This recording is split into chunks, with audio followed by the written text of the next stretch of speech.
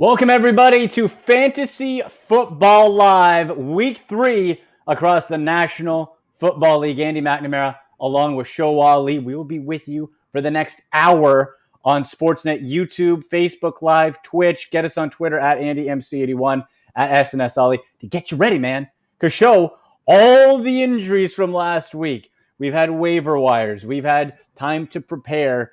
And for some teams, there's just no overcoming it. But this is going to be a very interesting week in fantasy football. Yeah, no kidding, Andy. I remember last week, right after the first couple of games kicked off, I remember thinking to myself, man, just the injury, the slew of injuries. I don't know if it's because it was a lot of star players as opposed to other guys as well, which doesn't really matter. Tons of guys were getting injured, but man, I was just absolutely flabbergasted by the amount of injuries, which of course makes for a really mishmash of picking for fantasy football. Well, the thing is, right, the two consensus first fantasy football draft picks gone. Poof. My gosh. Saquon Barkley, done for the year. Christian McCaffrey, gone at least a month. Yep. Maybe a bit more. It just caused everybody scrambling. Like Mike Davis, like myself, I'm a Christian McCaffrey owner. I spent 3/4 of my auction dollars to pick up Mike Davis. Because what other choice did I have? You don't have another choice. That's the thing, right? You got to do it. The funny thing is, if you're a Saquon owner, I feel like it's not quite the same. You know what I mean? Like it's like you could, sure, you could pick up Wayne Gallman, I guess. You could pick up Dion Lewis, I guess. I mean, speculative adding. Devontae Freeman, I guess. But I mean, that offensive line for the Giants is poor at best. And even a generational talent at running back like Saquon, even he was struggling. I mean, we talked about it after week 1. I mean, he was just abysmal, not just because of himself and the kind of runs they were using him, but just that offensive line was so bad. So any of those guys, I feel like, are going to have a real tough time behind the Giants offensive line that has some injuries, has opt-outs, and just still a learning quarterback. So yeah, it's a real tough situation if you were the number 1 or number 2 picker in fantasy football this year. And you felt so good, right? You're like, oh God, I'm done. I'm set. I'm happy. Championship. Not so fast, but we'll help you get through it all. We'll give you injury updates coming up. Some of our top game picks for the week if you want to lay down a few bucks. Of course, answering all your fantasy football questions right here. Just jump in the comment section. And folks, make sure you're starting your Sunday off every morning with Show and myself across the Sportsnet radio network for the fantasy show, 8 to 10 a.m. Eastern, delivered by Domino's Pizza every Sunday morning. And then we take you into this show to get you ready. One thing we're going to have to be tracking, Show, is that apparently Julio Jones's status for today will not be known up until 90 minutes before kickoff. Okay? So we're getting there. It's going to be coming out. We'll keep an eye out on everything to see what the status is on Julio Jones. I'm just scrolling right now, making sure we don't miss. Because that's a situation where when you look at the other options, it might not be as dire to me as in past years. Yeah. Because Calvin Ridley's been a stud. Gage has been a monster. Hayden Hurst's workload and targets are going up. So it seems like Matt Ryan, he's just going to throw it. And it doesn't matter who the opponent is. Yeah, Matt Ryan has slung the ball. He has. It's funny. I feel like when we were talking about all of the preseason things, right? I feel like there was a question mark around Matt Ryan only in the sense that a lot of people were projecting him to throw a ton, and then people were saying things like, well, that's not sustainable. He's not going to throw the ball so many times because if he is going to throw the ball that many times, then you should be owning him in virtually every league. And a lot of people kind of scoffed at that, if only because they weren't sure that he would be throwing the ball, but it turns out that the Falcons defense is really bad, and Matt Ryan has to throw the ball as many times as he does in order for them to have a chance of winning. Todd Gurley has been serviceable, certainly, and I think that when we talk about these start sits later today, we'll get into Todd Gurley more specifically, but you look at the production from Julio, even with a hamstring injury. You look at the production from Calvin Ridley, who's been one of the better receivers in all of fantasy football so far. You look at the Russell Gage, the slot guy. He plays out of the slot almost 79% of the snaps, and he's still fantasy relevant. Hayden Hurst, too. So it's just, if you have a pass catcher on that Falcons offense, I'd feel pretty good if I were you. Yeah, you're probably okay. Let's start to get to some of our questions. We'll get to our picks, some start sits, some sleepers as well. Got my sleepers article up on sportsnet.ca and the link on Twitter at AndyMC81. Some questions right now. We have Scott on Facebook. Goddard or Hurst, and Mike Davis or Darrell Henderson? Great question. Now, we know, Show, that I am a Dallas Goddard truther, believer. You are. Going into last year, I think you go with the better matchup this week, and you pick Dallas Goedert. I think this is a case where, while we just talked about Hayden Hurst, while I do think there's enough room to eat, Bengals defense sucks. They're terrible. How am I going to say no to that? I think both Ertz and Goddard can have big weeks. Like I was telling you before, I mean, the Eagles are 0-2. They're in a pretty tough division as it is. A division, I mean, that has some real problems of its own, basically top to bottom. But either way, the NFC East, still a winnable division for the Eagles. But if they get off to an 0-3 start, gosh, you have to just flush that whole season down the tubes, right? I mean, they've just been so bad so far, and Carson Wentz has been a part of that, certainly. It's true that you do have to, there are some mitigating circumstances for Carson Wentz in the sense that their offensive line are not great, but that defensive front for the Eagles, I think, will make things difficult on Cincinnati. And you got to remember also that Cincinnati defense, Andy, not good, not a good defense. No, so I mean, if you had Ertz too, I'd consider firing him up. But I mean, until further notice, even with a bit of a dud last week, I feel like you have to consider Goddard a TE1 until something else happens. Absolutely. Miles Sanders too. Don't be afraid to light him up. I'm fading on all the Eagles wide receivers, by the way. The other part of the question from Scott was Mike Davis or Darrell Henderson. I'm going to go with Mike Davis because, just like we talked about with Christian McCaffrey, the workload back is going to go to Davis. It's going to go to him. Now, could we see something squirrely or weird and some backup situation comes and they go that? I guess. But Davis he got all 8 of his targets last week when McCaffrey went out. He should be getting the bulk of the load. So I'm going to go with Davis. I don't hate Darrell Henderson in this matchup, though, with Buffalo. I think he's going to get a steady workload as well because Cam Akers is going to be out, Malcolm Brown back in. But I think I'll go Davis there. Yeah, I would probably go Davis as well. Although I guess to be not, I mean, I don't want to say Darrell Henderson just because, like you said, Mike Davis is going to be the guy for now at the very least. But just as maybe a bit of a warning, when you look at what Mike Davis did last week, not a lot of production on the ground, but he did actually get most of his production through the air. I think he was around 74, 75 yards in terms of pass catching. So he clearly is still involved in the pass catching game, if that's what you were wondering. Because, of course, we know Christian McCaffrey was a weapon on the ground and through the air. But clearly, Teddy Bridgewater, not only does he trust DJ Moore, not only does he trust Robby Anderson to an extent, he clearly trusts Mike Davis as well. So they're going to keep using him in that regard. They have to. Next question. Jagger on YouTube, speaking of Robby Anderson, Chris Godwin, or Edelman, pick 2 to start. Now, Edelman... Good receivers, yeah. Nice receiving group. But much like Julio Jones, every week Edelman has a question mark beside his name. Every week. Everyone. Drives me nuts. Okay? But you got, I think, just like we said with Robby Anderson, with McCaffrey, Robby Anderson through 2 weeks, it doesn't seem fake. It seems like, okay, in PPR, he's gotten 21 or more fantasy points the first 2 weeks. Why would I go away from that? I'm going to pick Robby Anderson there. And Chris Godwin back and healthy. Scotty Miller, not as much a part of the game plan last week for Tampa Bay, which was a bit surprising. I'm going to go Anderson and Godwin. Who do you got?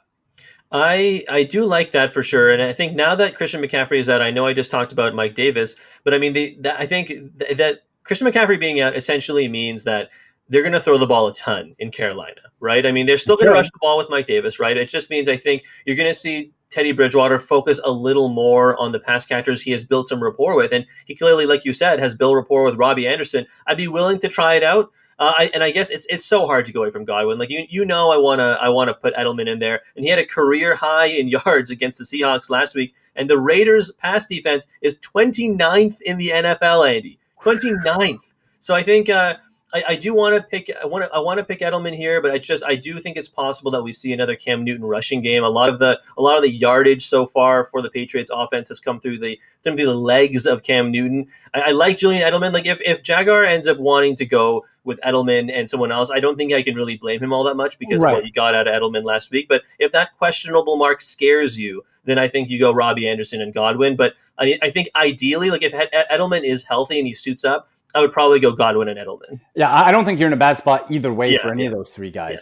Let's go to Twitter for a second and get your questions in there as well. Andy MC81 at SNS Alli from at John Lodge Music. Should I sit Jones? Okay. Because Tampa Bay. Good. We had on the fantasy show, someone said Jones. Like, there's 50 Joneses. What are you talking about? You got to specify. You got to do it. So running back Jones for Tampa Bay. Mm-hmm. Larry Fitzgerald. Or he says Jones has seen less snaps with Fournette getting touches. I like Leonard Fournette out of that tandem. But Bruce Arians has said, show that he'll go with the hot hand. So what if Fournette makes an early mistake? Mm-hmm. True. Or what if for whatever reason he wants to get Ronald Jones's confidence back and gives him touches early? It's a little dicey. I still like the upside far more than Larry Fitzgerald, even with Christian Kirk out. So you're picking between Ronald Jones or Larry Fitz? Yes. Yeah, okay. Then I guess I would probably have to go with Ronald Jones as well. I do think there is some upside in Larry Fitzgerald, especially if it was a PPR league. I forget if John said what kind of league it was, but if it's I don't think he did. No, he didn't say. Okay, so if it was a half or a full, maybe I go Larry Fitz there a little more because somebody has to catch the ball whose name is not DeAndre Hopkins, right? Maybe You would imagine. Maybe. But I do like your take on Ronald Jones, because the other thing to keep in mind is that the Cardinals run that ball a lot, right? I think DeAndre Hopkins, I don't know what it is off the top of my head, but I'd be interested to see what the target share for DeAndre Hopkins is compared to all the other wide receivers, because like you said, Christian Kirk has been dealing with injuries. He's out this week. But just in general, Hopkins must have just an absolutely monster target share considering how much Kyler Murray throws him the ball. Oh, absolutely. And now, in case you haven't heard, Michael Thomas is officially out. You might have heard that, but just in case he is officially out, Devontae Adams also a game time decision. So that's something else. And A.J. Brown out as well. A.J. Brown is out too. So light yourself up a little, Corey Davis, if you like. Let's see. David on YouTube. Morning, gents. Good morning, David. Who would you go with in the flex spot? Corey Davis or A.J. Green? No A.J. Green. I'm done with the A.J. Green. He's slow. He's not handling the top coverage well. It's really freeing up Tyler Boyd. Like, out of the Cincinnati receivers, I'm going Tyler Boyd. So in this particular question, you got to go Corey Davis because the opportunity's there. Tannehill's become a fantasy stud again. A QB9. Tannehill. We love him, right? So I think you go Corey Davis. Yeah, I think too with A.J. Green, just another note on him. It's just, I know we kind of talked about how he looked somewhat disinterested in playing for Cincinnati, but even when he is on the field, like you said, he hasn't been handling the number one coverage all that well. And then on top of that, A.J. Green, I don't know if it's the injury has robbed him of some of that burst you're used to seeing from him, but he struggles to create separation. He's not getting away from these defenders. He seems to have lost just maybe half a step. And for someone like A.J. Green, that is a big deal, right? It's not like he was a receiver. Like, he's always been somewhat of a possession receiver because he's that talented. He can do basically anything. But yeah, A.J. Green has been someone who I've been steering away from in all formats so far this year. So I do like Corey Davis. And there was some news, I think, from Adam Schefter earlier today, I think while we were on the radio, Andy, where Adam Schefter was saying that Titans wide receiver A.J. Brown has some kind of knee bruise, and he could be out for an extended period of time beyond this week. Like, it could be a multi-week thing. He's already been out. I don't think he's played it all this season, I don't think. Or if he has, he's played a very little amount. He didn't play last week. No, and not last week. And he definitely, if that's the case, we might be seeing a lot more Corey Davis questions, let's put it that way. Well, Corey Davis and Jonnu Smith. Like, if you haven't got in on the shares of Jonnu Smith, you got to get it. Yeah, you got to go now. Also interesting, just a quick side note on the Titans, Derrick Henry, 0 touchdowns so far, Show. Yeah. Like, none. Like, I know everybody, and I didn't think it would go anywhere close to as heavy as in that playoff run where Tannehill threw the ball like 4 times. But you can't have that during the whole regular season. And we've seen Tannehill, the passing game, which has really opened it up. Yeah. And they just haven't had to rely on Derrick Henry that much, but still surprising. 2 weeks, no touchdowns. He's still been good, right? Yeah. It's not been, he's been good, but not as good as you would expect from someone who was in that 5, 6, 7 overall pick range, right? And especially in standard leagues. Rushing champ. Yeah, exactly. Right. Okay, let's see here. I'm seeing as well on the Raiders, looks like Darren Waller and Josh Jacobs listed questionable, but should play. Right. So again, you want to be tracking this all the way up, and we'll keep you up to date. Let's see. So we have, I'm just finding here, Flames 4040 on YouTube. Pick 2, Kareem Hunt, David Johnson, or Dalvin Cook. I'm going Kareem Hunt, and I'm going Dalvin Cook. Just because show Dalvin Cook, true number 1 back. David Johnson, I do like, but we saw last week, and the Washington defense is better than Cincinnati, the run defense. But Chubb and Hunt, there's enough ball for both of those guys to chow down on. I'm going to lean towards Kareem Hunt there versus Washington. And I think there against Washington, you definitely have the potential to see, Andy, because they have a very stout front 7, right? How many first round picks are on that defense? 4 or 5? 5 on the D line. The first 4, and then the first rotation in is Ryan Kerrigan, who is also a former first round pick. Like that is a lot of investment in the defensive line there. So I do think that again, Nick Chubb and Kareem Hunt are probably the best 1-2 punch. I'm sure it makes you pleased to hear that. It does. It does wearing the shirt, right? Yeah. Yeah, exactly. They're so good. But I think that there is some potential to see Kareem Hunt catch a lot of passes today as well. I mean, Nick Chubb is no slouch at that either. Don't get me wrong. But at the same time, I think if you're considering Kareem Hunt, that is something that comes to mind as well. And then the other two choices, I think, for Flames 40-40 were David Johnson and Dalvin Cook. And yeah, you can't. It's hard to bench Dalvin Cook, even though the Vikings have been so bad lately. It's just he has been the victim, I think, of negative game script, which I think is such a bummer. But at the same time, he has still salvaged a couple of outings here and there with a couple of touchdowns. He still gets lots of touches. So hopefully the Vikings can be in a little bit of a tighter game today against the Titans. But at the same time, I think you can't go away from Dalvin Cook, especially because you drafted him so highly, probably. Well, that's the thing. And he's still getting you really high, borderline 20 fantasy points a game, right? So you got to go. Like you said, if you drafted him, you probably don't have that much of a better choice. Yeah, he's probably like one of two fantasy viable players on the Vikings right now. Yeah, him and Thielen. Yeah. That's it. I'm not touching the tight ends. No way. And no one's looking at Kirk Cousins. Come on, no one's touching him. I like Jefferson as a stash, like long term in dynasty, but not now. Okay, let's see. Brody on Facebook: Jared Cook or Evan Engram. And this is interesting to me, Shoaib. It is interesting. For Jared Cook, now there's no Michael Thomas, as we know. Mm-hmm. What should be, first of all, I'm so disappointed without Drew Brees and his averaging 4 yards per throw. Yeah, because this was on paper coming in, should have been like a fun shootout. Let's blow it up, Saints and Packers, right? Yeah. Not so much. I'm going to say I do like Traquan Smith to fill a bit like he showed in that Michael Thomas role. I think you go Cook, but he's more touchdown dependent than Evan Engram could be. I think the safe play is Cook. Engram with Sterling Shepard out, with Barkley not in there. You really look Darius Slayton and then Engram. But Engram, the targets went up to week 2, but he hasn't done it yet. So I feel if you want to be safe, you go Cook, higher ceiling Engram. And I think that's why I think I'll go against the grain here with you and pick Engram. And I agree. He is definitely the more volatile player between Jared Cook and Evan Engram, no doubt, right? But at the same time, I feel like you said, the targets went up. Team high 8 targets last week. Mm-hmm. Daniel Jones has to throw the ball to somebody. No running back that he's super comfortable with. Daniel Jones does turn the ball over a lot. He is a bit turnover prone, a little bit of a gunslinger at this point in his career. Maybe he gets that under control. He corrals that a little bit, and it works out a little better for him. But I do think that it's funny, right? Because you were talking about Darius Slayton. I think Darius Slayton is still the number 1 guy for the New York Giants. But it's funny because you remember last season, Andy, when we were talking about the breakout of Evan Engram, it was because all these guys were injured, right? And now Saquon Barkley out. They're still working in these running backs. Sterling Shepard out with that toe injury. So, yeah, sure, Darius Slayton. But, I mean, other guys other than Slayton have to catch the ball. And we know Evan Engram is a very talented tight end. It's just with Engram, it's always been the health issue with him, right? It's always been some kind of nagging injury thing. Yeah, he can't stay healthy, but he's healthy right now. So, at least right now, I would consider starting him. Last year, through the 8 games he played at the start of the year, he was a TE4 in fantasy. Yeah, he was great. The upside's there. Yeah. Just got to start to see it. Question coming in on Twitter at Breakson44. Is Denzel Ward in today? So Denzel Ward, former first-round pick, same draft as Baker Mayfield for the Browns. Is he in? And that's a relevant question. And by the way, he is. He was nursing a hamstring injury. He is warming up now and looks like he's going to play. That's super relevant if you're a Terry McLaurin owner, because that Washington game, that's it. That's all you got, really. Maybe Antonio Gibson, maybe a little Logan Thomas. Yep. But Denzel Ward covering McLaurin is a big deal. So that might downgrade your thoughts on McLaurin a little bit. So just a update there.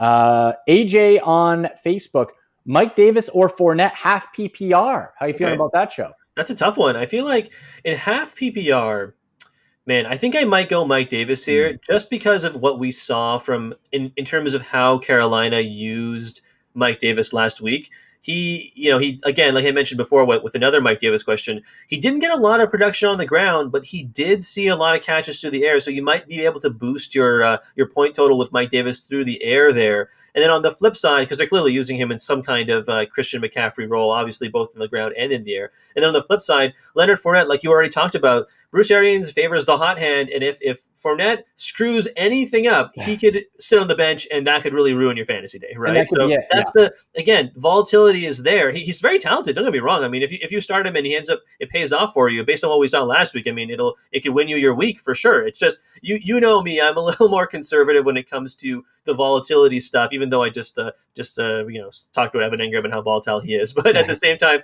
I feel like the way Matt Rule and Teddy Bridgewater have been using Mike Davis, I'd feel a little more comfortable going with Davis, especially against a pretty good Chargers defense. I'm with you. If it was standard, I might lean more towards Fournette. Yeah, I think so too. But that PPR, I think the touch point is going to go more to Mike Davis. Yeah. All right, let's see. Kyle Carab on YouTube. DJ Moore or Kenny Golladay. Now, I love Mr. Kenny. Okay, he was a keeper, one of 3 keepers in my keeper league. Hasn't played yet. Hamstring. He is going to start. That's another note. He is going to start. But there's an expected snap count on him, Show. That's true. He's in. Hamstrings can be weird, right? You could get in 2 quarters in, boom, something pops, doesn't feel right. He's out. So if I'm looking at it, and when we do the show, we always try to do what we would do in answering the questions. Sure. Right? We could be like, go with that guy. I would never do it. No, we try to do what we would do. So in this case, both players being healthy, I'm going Golladay all day, Golladay. But in this case, I think I got to go DJ Moore, because even though we talk about Mike Davis, I think Robby Anderson and DJ Moore have been consistent targets for Teddy Bridgewater. Absolutely, yeah. So I'm going to go DJ Moore here until I know. Golladay could go off. I'm just wary of that hammy. And I'm wary of it too. And I think also Galladay being injured, I think it definitely hampers him personally. It frees things up for the other guys as well, certainly like TJ Hawkinson and Marvin Jones Jr. But with Kenny Galladay being on that snap count, it's just I'm not sure.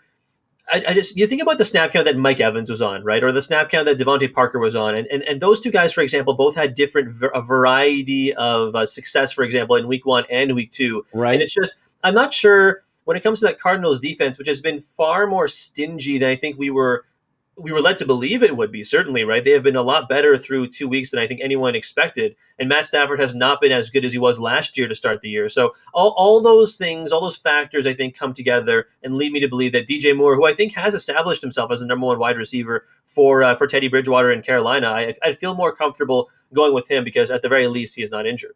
I'm with you. That makes total sense to me. And if we look at another one, including DJ Moore question, Jers on Twitch says Moore or Godwin. Okay. So we just talked about Moore. To go to Chris Godwin, the concussion is gone. It's not like, now that could come back, but it's not like, again, a soft tissue injury where you have to be a little more worried.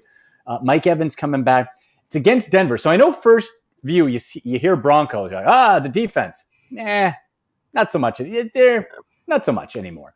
I feel confident going Chris Godwin. I think I would like Godwin in that particular matchup, just because we can kind of eliminate for now anyway, the tight end group. Like for Rob Gronkowski owners, I was telling you, don't trust Gronk. I know it was fun having him back. He said, I'm here to block. Oh, imagine if you draft him. You're like, excuse me, Mr. Gronkowski? What? Can you say you're here to block? OJ Howard's not getting the ball. Cameron Brake's is even on the field. So it's down to the wide receivers. Scotty Miller not stepping up. I think you go with Godwin in that case. Yeah, Scotty Miller missed that touchdown. Your guy, Scotty Miller, missed out on a touchdown so narrowly last week. But I saw outreached hand. It was tough. That was a tough play to watch, definitely, if you were a Scotty Miller owner. But Chris Godwin and Mike Evans, I think at the very least you're comforted by the fact that we know based on what we've seen out of them throughout their career that they can coexist, right? Those guys can coexist. So if that's the case, both guys in the field, both guys healthy, Tom Brady throwing them the ball, I do genuinely think that Chris Godwin could be a good option. I mean, in all honesty, that's a good problem to have, DJ Moore or Godwin. I would feel comfortable going with either of those guys, but if you're looking for perhaps someone who has slightly higher upside, especially based on where you likely drafted them, I guess I'll go Chris Godwin in this case. Yeah, I think that's a smart play. Tony on Facebook, Trubisky or Burrow? Ooh, that's a tasty question. I like that one a lot because we see with Joe Burrow, I think the guy's the real deal. Yep. I loved him coming out. I think he deserved the first overall pick. He's got a lot of guts, right? Does that hurt you to say because you're Browns and so on? You know what? It hurts less because the Browns beat him. So All right, okay. I'll give him some credit till we face him later on in the year. I'm fine. But Joe Burrow's real good. He can run. He's fearless. Against that Philly defense, though, that's going to be a real test. Now you go to Mitch Trubisky on the other side. He was in one of my sleepers in my Sportsnet.ca articles. That's right. Because contrarian points, he's about $5,700 on DraftKings. So if you're looking to save some money on the QB position, yep. Now his touchdown to interception ratio is 6-2. The yardage came down a little bit last week with the interceptions, or the fantasy points with the interceptions. But I still feel he's in a real good spot here against an Atlanta defense that's given up the most fantasy points to quarterbacks. I'm going to say Mitch Trubisky. Never thought I would pick Mitch Trubisky in fantasy football this year or ever again. Forever, yeah. But Mitch Trubisky, I think it lines up the path to fantasy success today is better for young Mitchell. Yeah, especially compared to Joe Burrow, right? I mean, I know the Eagles just in general have been really struggling. And I think there is a path as well for Joe Burrow. But I mean, that Eagles front seven, that's also pretty tough. Cincinnati front, their offensive line, also not they beefed it up a little bit in the offseason, but it's still not that great. No. Joe Burrow is going to, I think, have a tough time getting plays off. So I think it's crazy to say I think the safer path might be Mitch Trubisky. And one thing I noted to you on the fantasy show on radio earlier today was that I genuinely think that if they can get, the Bears being if they can get David Montgomery going a little bit, Mitch Trubisky has an even clearer path to garnering some more fantasy points for you because he is, and I could not believe this when I saw it, he is the fourth best QB in the entire NFL when you consider play action. That is one of the craziest things to me. And like you said, if you mix that in with the idea that the Falcons are just one of the most abysmal, if not the most abysmal defenses against the pass, maybe in the entire NFL, then I think there are a lot of ways you can see Mitch Trubisky having a good day, which is crazy to say because I feel like it's like a house of cards, right? It can all come toppling down so easily, and you think, well, that's what you get for trusting Mitch Trubisky, right? We might be there after this week. Yeah, you might. The other thing too is there's not a lot of value in Mitch Trubisky outside of these very specific scenarios, right? Like if he was facing a much tougher defense, like if it was a Bears-Packers game, I don't think either you or I would be saying start Mitch Trubisky. It's because they're playing the god-awful Falcons defense. So that's another thing to keep in mind. This is not like a season-long thing here. No, this is a right now. Yeah. Right now moment. And it might change come 4:00. It might be over. And then the game might be over. Yeah. He's also 92.7 QB rating. So nice little start to the year for Mitch Trubisky. You can follow us on Twitter at AndyMC81, at SNS Alli. Leave your fantasy football questions in the comments section, whether you're watching on YouTube, Facebook, or Sportsnet, Twitch. You're watching Fantasy Football Live. We'll take you up until noon, giving you all the latest injury updates, fantasy notes, and of course, answering all your fantasy football questions. Let's see here. So land on Facebook. Dalvin Cook or Josh Jacobs PPR. I go Cook here because Jacobs was banged up. He was questionable entering the weekend. Says he should be playing, but those injuries always make me a little nervous late in the week show. And we see there's multiple examples where a guy gets injured and goes off, right? But I'm going to say Dalvin Cook because he's healthy and we know just like Jacobs, he's going to get the starter share. So if they're close, I'm going to go with the healthier guy. I'm interested, and if you're still listening, I'm interested what the rest of your team is like, because I would love to be able to choose between Dalvin Cook and Josh Jacobs. I put both of them. Who's the other running back? Yeah, I would say start both. Right? I mean, look, the Patriots are very middle of the pack when it comes to run defense. I think they're something like 13th in run defense, but at the same time, the whole defense has been struggling. And again, they played Russ Wilson, #let Russ cook last weekend, and Russ just carved that defense like a turkey. But at the same time, it's just I gotta think that, like, I guess I'm leaning Josh Jacobs here, even with the injury, because he has been an absolute stud. And when he is on the field, Gruden has not shown any kind of unwillingness to not use him, right? I mean, the guy uses him in virtually every scenario, and so if that's the case, I would feel comfortable using him. But I mean, look, if you're going to go with Dalvin Cook, I do not feel bad about that either. I mean, I drafted Dalvin Cook pretty highly in one of my leagues, and I'm firing him up today, as you have to, basically, right? So I think you're good either way, man. And let us know who your other running back is. I'm curious in that, like. I have both those guys. I'm starting them. So anyway, that's a good problem to have. Eric on YouTube. Let's see. Mark Ingram or Desean Jackson I thought in that flex question, Andy, spot. for a second was I thought he was asking. I thought there was a player named Eric Van Poole, and I thought to myself, who is that? I don't know who that That's what I'm like. Okay, is this a real deep sleeper? Is this off the practice squad? That's funny. I like that was the view. That's the viewer right now. I thought the same. I'm like, Van Tool. I don't know who that is. Yeah. Who's that? Yeah. Put him in. Why not? Give me Van Tool. Let's go. Ingram or Desean Jackson in flex. Oh, Show, you know how I feel about that Ravens backfield, man. Come on. Dobbins, 4th on the depth chart, week 1 goes off. Next week, Gus Edwards goes off a little bit with Mark Ingram. What's week 3? John Harbaugh told you people. He didn't lie to you. He told you. He laid it out for you fantasy owners. If you didn't listen, that's on you. He said there's going to be 3 to 4 running backs rotating every week, plus Lamar Jackson. You can't trust him. However, I really dislike Desean Jackson. I'm going to go Ingram. Yeah, it's hard to pick between these two guys. Yeah, it's just they're both. It's funny because Eric was asking about this for the flex spot, right? And I feel like both of these guys are almost like the definition of what a flex spot player is, essentially, right? Like guys you kind of hope blow up or hope get a couple of touches and turn that into some production here. I think I would go Desean Jackson, and only because for all the reasons you mentioned on the running situation, the running back situation, pardon me, for the Ravens. It's a tougher matchup, I guess, is what I'm looking at for the Ravens against the Chiefs than it is for the Eagles against the Bengals. The Bengals defense is bad. It's a bad defense. Oh yeah. Right? And I think that with Desean Jackson, the kind of role that he fulfills, and again, Jackson is one of those guys. D-Jax is one of those just so boom or bust, right? I think for example, you and I like to talk about ceiling and floor, right? And I think, for example, between Mark Ingram and Jackson, I feel like the ceiling for Desean is much higher, but the floor is much lower than it is for Mark Ingram. Let's put it that way.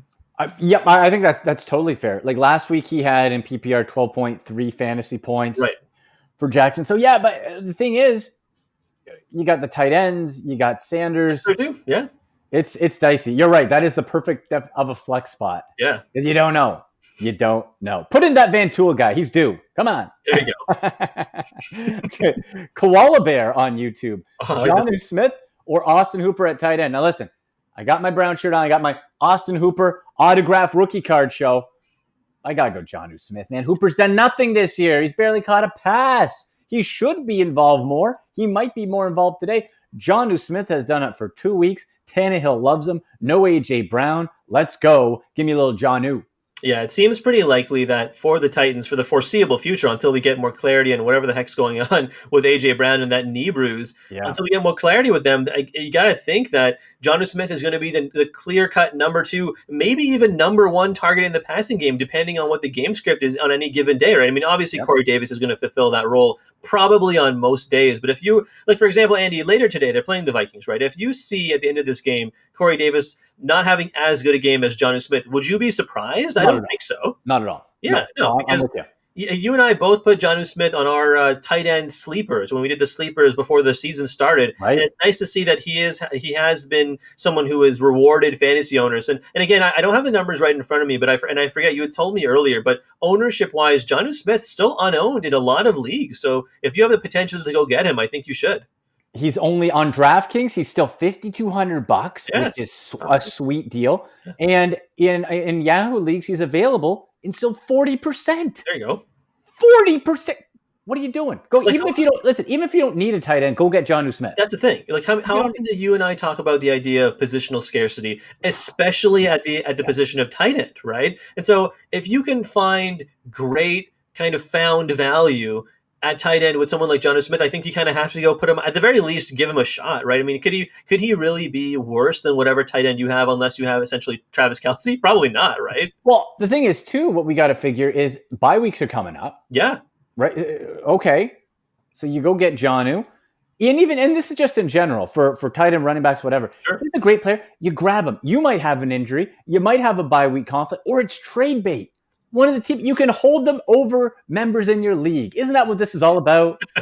Holding your friends up and trying to fleece them? Right? That's what fantasy football is. Yeah, look, you and I are in a league with some of our coworkers at the Fan, and I've already gotten a number of not so great offers because I have had injuries to Julio and Michael Thomas. So boy. look, I know exactly of which you speak. Yeah, I love like I'm in a couple leagues. That one or another one. It seems like I hope you guys watching have more luck because it seems like the trade offers. There's never a good trade offer. No, yeah. Like everybody in every league thinks everybody else is stupid, and it's just going to be like, Stefon Diggs for a Damian Harris. Harris on IR. Oh, he's coming back. Okay, stop. Yeah, everyone always overvalues their players and undervalues the other players they want, basically. It's essentially how it works. Kyle on YouTube, Valdez-Scantling or Stefon Diggs? That's a good one. That's a real good one. So here's what we got to look at here. The Rams defense, real good. Diggs has been a stud since coming over, and that chemistry with Josh Allen is even growing more. Really comes down to me. Is Devontae Adams playing? We don't know that yet. Okay? Keep track of that. If he doesn't, is it going to be MVS or Alan Lazard or both? How does that share load work? I think I'm going to go Stefon Diggs, even though it's against a tougher Rams team, because at least I know Josh Allen's first look is going to be to Stefon Diggs. For Aaron Rodgers, I'm not sure where his first look is going to be.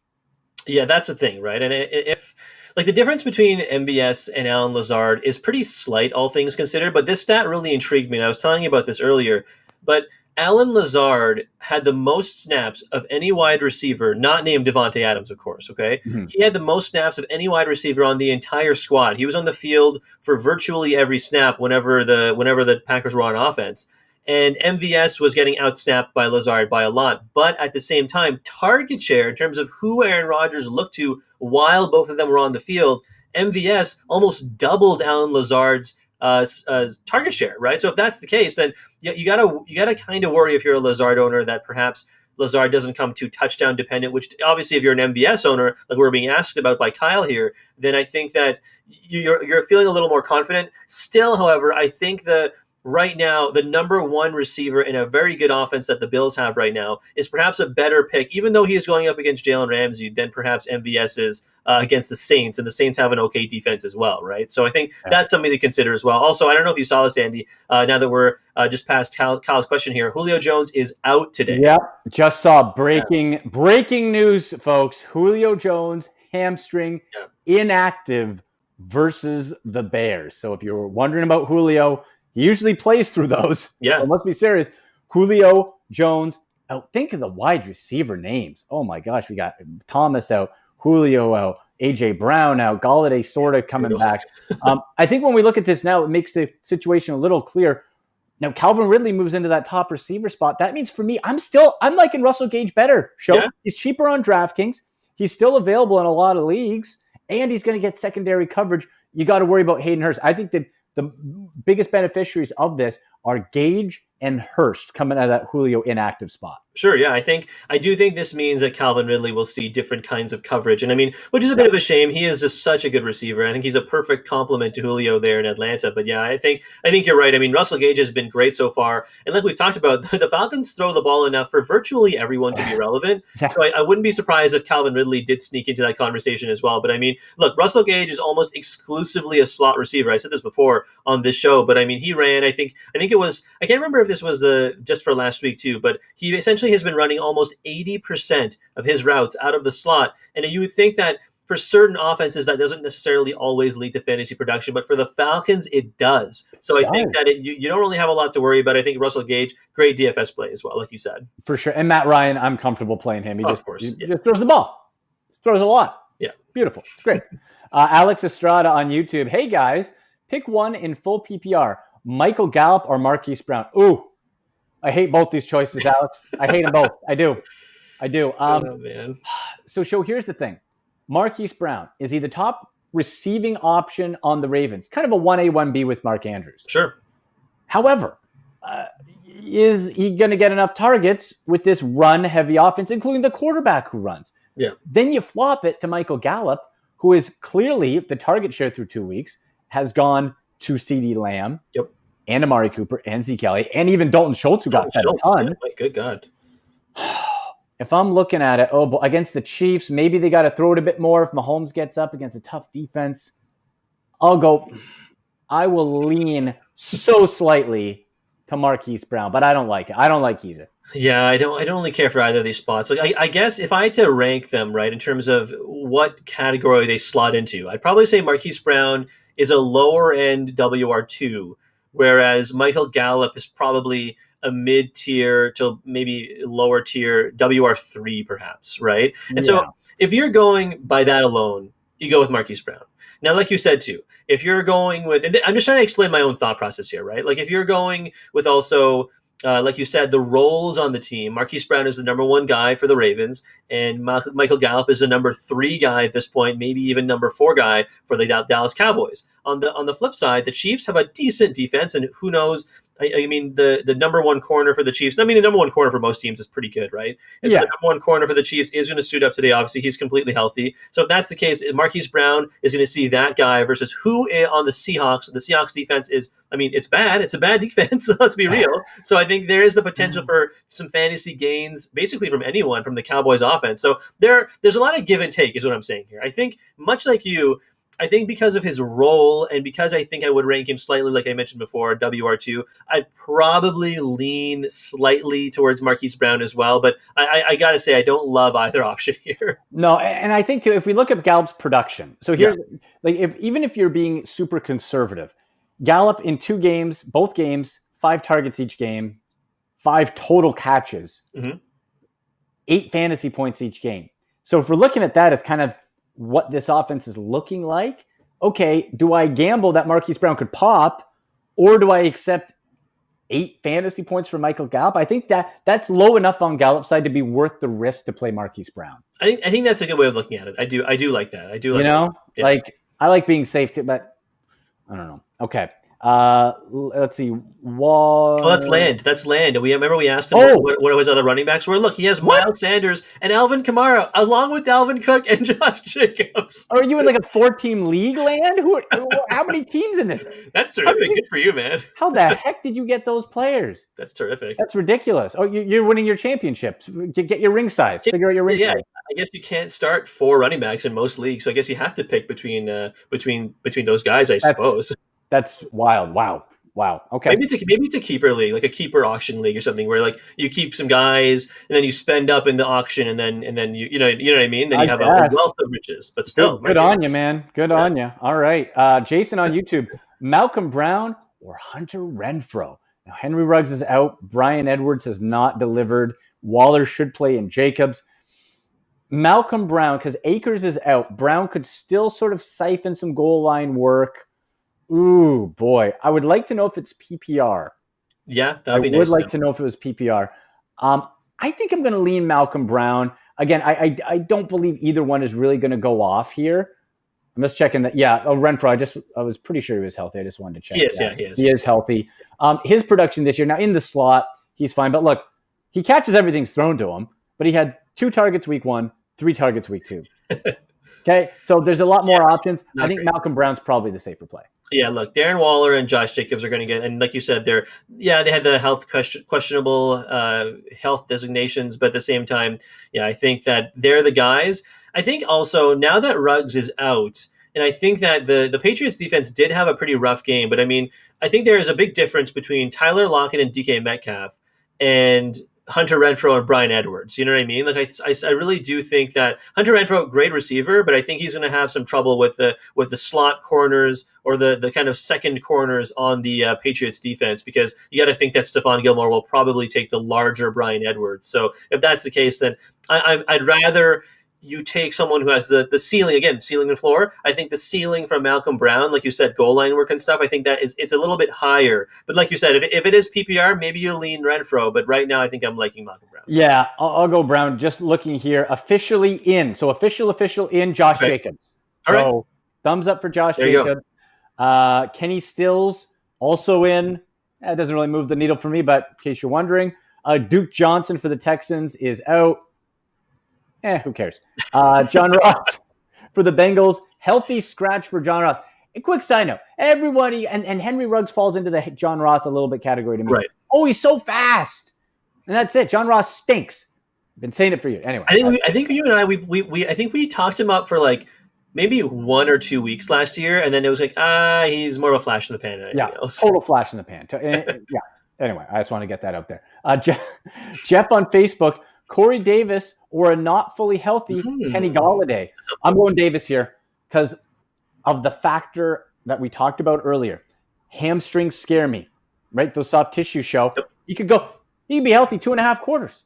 All of a sudden, there's a tweak, and you go down, right? Like that's the case. It said he could be on a snap count too. Beat reporters out of Detroit said he could be on a snap count. Corey Davis is full go. So I have to think with AJ Brown, you got to go Corey Davis here. Yeah, it's tough, right? Because I still, you know how you're always saying, oh man, fool me once, Robby Anderson, fool me twice. Yeah. It's not, sometimes I feel like that with Corey Davis, but Absolutely. So far through the first couple of weeks, he's been pretty good. No AJ Brown, they have to throw the ball to somebody. And I mean, the Vikings have been not only have they just been bad on defense, they've also been dealing with a lot of injuries as well. So yeah, I think I probably would lean Corey Davis here as well. But I mean, obviously, as the weeks go on, you're going to start Kenny Golladay. I think I said this on the radio show before earlier as well. I just wanted to put this out there with Kenny Golladay. I would still feel okay starting him, but it would depend on what the depth at receiver you have, right? And the thing is, I'm sure Kenny Golladay was drafted relatively highly for you. So if that's the case, then you got to consider that your other receivers are probably he probably is one of your top receivers. But if you can squeeze him in at wide receiver 3 depth or flex depth, then that might not be a bad play for you. But considering again where you drafted him, that's probably not the case. So in this particular example, I would agree with you and go Corey Davis. Ben on YouTube, Darren Fells or Jordan Reed. Couple of tight ends. I never thought about this. So Darren Fells, again, has said that he's been banged up but should be playing. Mm-hmm. Jordan Reed, talk about the fool me once. Fool me for years, Jordan Reed. Okay? That great week last week with Jimmy Garoppolo. Nick Mullinson, first start since 2018. His interception to touchdown ratio show, 1.6 touchdowns to 1.3 interceptions. Ooh. Yikes. Woo! Back up. All right. Can I trust that he's going to get Jordan Reed the ball? No. Can I trust Jordan Reed is going to stay healthy? No. But would you not take him over Darren Fells? You know what? I think in that case, you got to take him because of what Fells has become in that Texans offense, where Jordan Akins has overtaken him.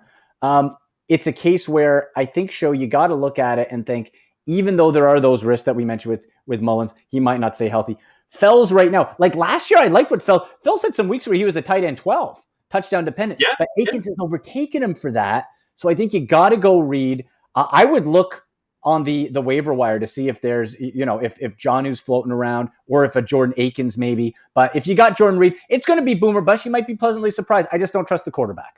That's fair. I think that's totally fair. I think the only reason I would go with Jordan Reed is because obviously, like if you were asking the same question and George Kittle was playing, Jordan Reed is a non-factor, right? No. Now that Kittle has been injured, that hyperextension and is in the knee, I think you got to go with Reed, especially after what you saw last week. Now I don't want to. I know that does sound kind of like you're chasing the points, and you never want to chase points. But again, you got to consider that the 49ers are playing an abysmal New York Jets team, right? I mean, this is a team that is quite bad. Now, there is a possibility the 49ers run the ball a lot. Don't get me wrong. But at the same time, or pardon me, not Jets, the Giants, pardon me. The Giants.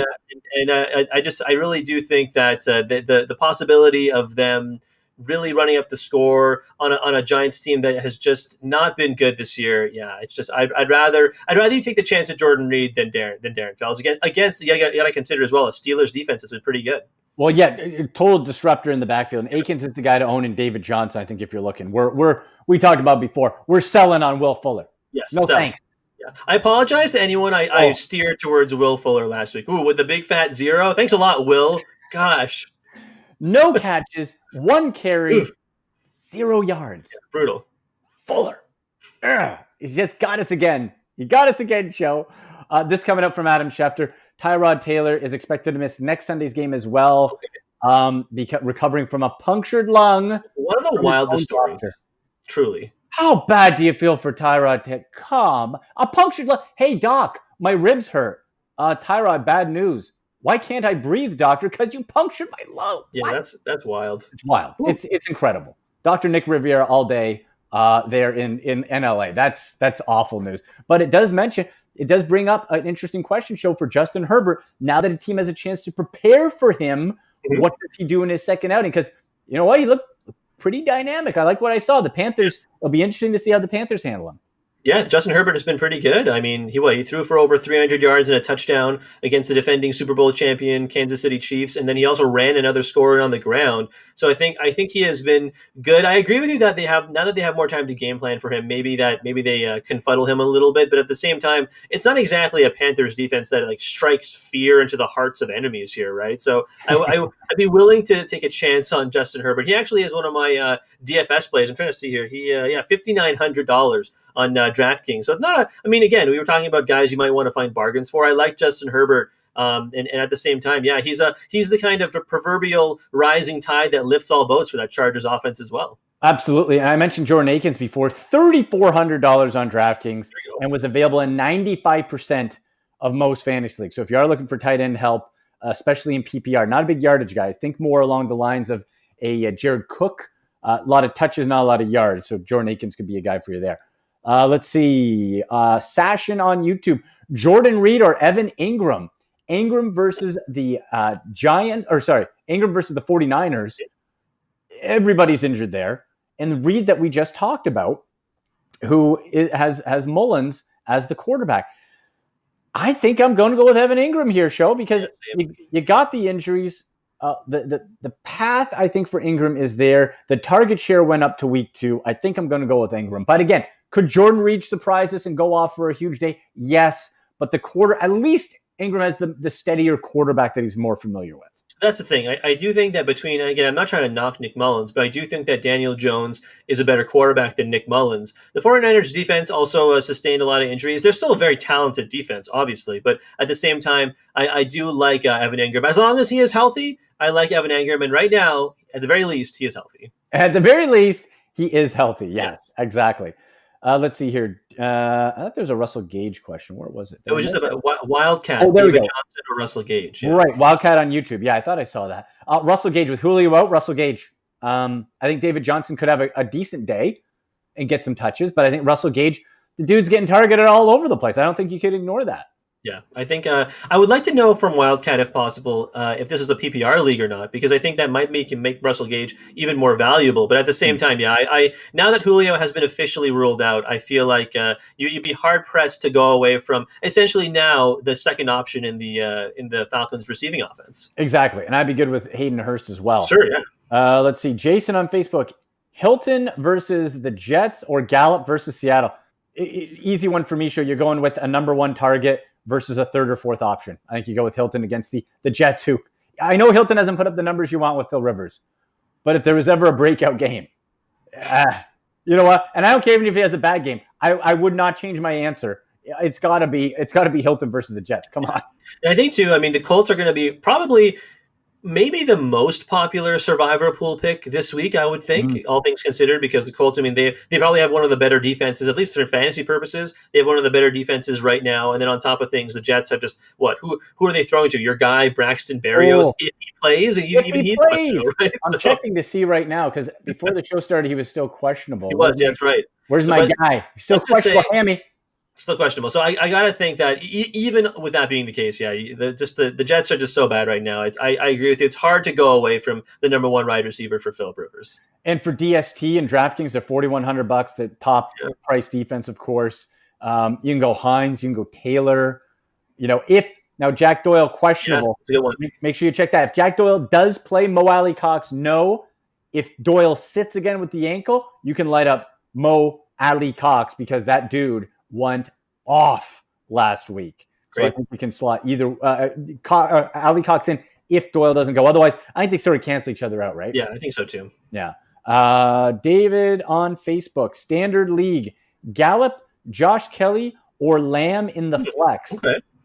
So I'm going to cancel Gallup right there. We've talked about him. I like Lamb better in the flex here. Kelly, he's going to be...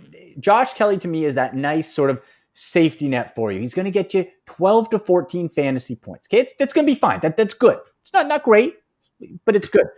Lamb, the targets keep going up. In a possible shootout, I'm definitely going Lamb here. Yeah, I want to go Josh Kelly. I do. But because I think his floor is slightly higher, but I kind of agree with you in the sense that CeeDee Lamb has clearly become one of Dak Prescott's favorite targets. And the guy, I mean, he's also so much fun to watch, right? I think at the very least right now, and again, we talked about this earlier, the Seahawks defense is not good.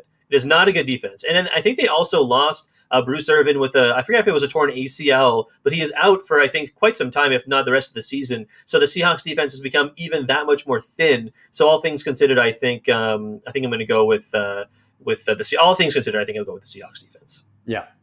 Let's see. Ryan on YouTube.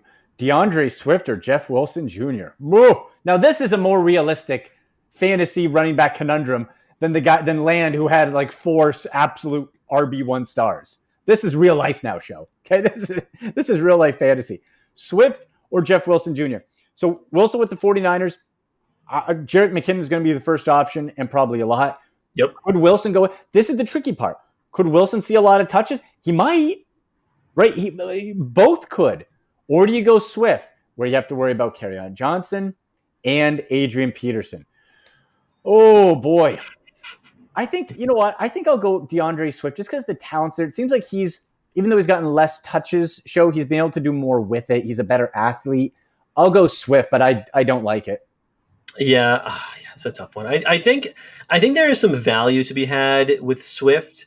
The Cardinals are a tough defense, or tougher than, maybe a better way of saying it is tougher than we thought they would be, certainly. Yeah. I like DeAndre Swift. Like you said, talent-wise, they don't use him as much as you would enjoy, but still, he had a decent game. I think it was last week. So I think it might have been week 1. I forget which week it was, but he hasn't been as bad considering the conundrum back there for the Lions at running back. So I think, and again, Jeff Wilson. I mean, the way the 49ers use their running backs, I think, like you said, no Coleman, no Mostert, but at the same time, I feel more comfortable going with, like you said, the talent, because like in the NFL, like we always say, talent seems to win out, right? That's it. Let's get to Josh on YouTube. Who would you start at wide receiver flex this week? Adam Thielen or Keenan Allen? Now this is, so we talked about, we've been bashing the Vikings, right? Yeah, we've been bashing the Vikings all day. They're up against Tennessee. We know how tricky that defense can be. Allen had a connection with Herbert. It goes back to as well, though. Does Carolina game plan specifically for Herbert? Does that matter? I'm going to go Keenan Allen here, show. I'm going to go Keenan. I think the young rook looks to the vet early often. I think he's going to get a ton of looks. Just depends if they connect. I'm going to go Keenan Allen. That's a tough one, yeah. I mean, the Panthers defense is not so, again, I said this before, it does not strike fear into the hearts of enemies. So, I mean, I don't really feel like it's that outlandish to say that, especially considering the play of Kirk Cousins, who has to actually deliver the ball to Adam Thielen. I would say that, Keenan Allen, it definitely has the potential to be pretty good this week. You know what? All things considered, I'm still going to go with Adam Thielen, because until we get some kind of concrete, conclusive, consistent, that's the 3 C's for you, some production from Keenan Allen, even though he did do it last week. I want to see him do it again with Justin Herbert, even though I do think Herbert's going to be a good streamer this week. I want to see him do it again. So for now, I'll go Adam Thielen. No, so you might need a tiebreaker here, Josh. Yeah, I can understand that. Let's get to our survivor pool picks for the week. Yeah. For me, it comes down to 2. I'm going to go Cleveland over Washington. And that goes as well if you're looking on the betting side. I think the Browns cover the 7. I think they win outright. They're favored by 7 points. I think they take that as well and take the under on the total points. So I'll say Cleveland, and then the Browns to win, and then the under. Yeah, I got a couple of survivor pools I'm in. I'm definitely taking the Browns in one. And like I mentioned before, Colts over Jets, that's going to be one of the more popular ones for sure. I mean, the Jets are so bad. At the same time as well, I think one that's a little more risky than you might imagine, 49ers over Giants, especially because they're playing at MetLife. I've seen the 49ers as a very popular pick this week, but still, I mean, you could do worse than the 49ers, but I think there is a potential for upset there, so maybe stay away if you can. And I like the Cardinals as well if you're looking for another survivor pool pick at home against the Lions, stingy defense that the Cardinals have. So that's another good pick. Best bets for me, I instead of picking the game, I know we always like to pick games and game lines and so on. I picked a couple prop bets, if that's cool, Andy. So here are two prop bets I really like. Kyler Murray over 38.5 rush yards. So Kyler Murray has I think been averaging 75 yards a game rushing. So I really like that for Kyler Murray. That's a minus 120 the odds on that. So I like that for Kyler over 38.5. Yeah, I'll take that for sure. And plus 146. I like this one. I'm going to put this bet as soon as we're done wrapping up here. Tyler Higbee, tight end for the Los Angeles Rams. You're basically betting on that he'll catch a touchdown because the bet was Tyler Higbee over 0.5 touchdowns. So it's plus 146. And I like that because, like we had mentioned before, the Bills are a good defense. Don't get me wrong. The Bills are a very good defense. But at the same time, I don't know. I haven't seen any updates on this quite yet. I'm sure it's going to come out soon. Maybe you can check while I'm talking. The status of Matt Milano and Tremaine Edmonds, the two linebackers for the Buffalo Bills. And they are, and it looks like our producer Drew is telling us that they're both playing. And so maybe that does cap some of the value on Tyler Higbee. But even so, they've been limited all week in practice. So I do like Tyler Higbee there. They can probably be had. Matt Milano is probably a little better than Tremaine Edmonds. But even so, I like that one, especially considering the other guys on the Los Angeles Rams. Well, considering Robert Woods, for some reason, just can't catch touchdowns. Doesn't get him thrown his way. Right. Come on, man. Poor guy. Cooper Kupp hasn't been lighting it up. I like that. I would take that. I think the stars align for that possibility to happen. There we go, folks. All right. Another edition. The fastest hour in fantasy football, baby. Okay. Shoaib, we'll let you go make those bets. Any other fantasy football questions, you can hit us up on Twitter at AndyMC81, at SNS Alli, your last-minute fantasy questions before kickoff at 1 p.m. Make sure as well, every Sunday morning, 8 to 10 a.m. Eastern on Sportsnet Radio, you can listen to the fantasy show, and that's how you'll kick off your Sunday every week. And we'll be back next Sunday at 11 a.m. Eastern here on Sportsnet, YouTube, Facebook, and Twitch. Good stuff, buddy. We'll talk to you next week. Yeah, man. I'll talk to you next week. And good luck to your Browns. I picked them in my survivor pool, so I need them to win this weekend. Come on. Let's go. For producer Drew, for show, I'm Andy. You've been listening to Fantasy Football Live on Sportsnet.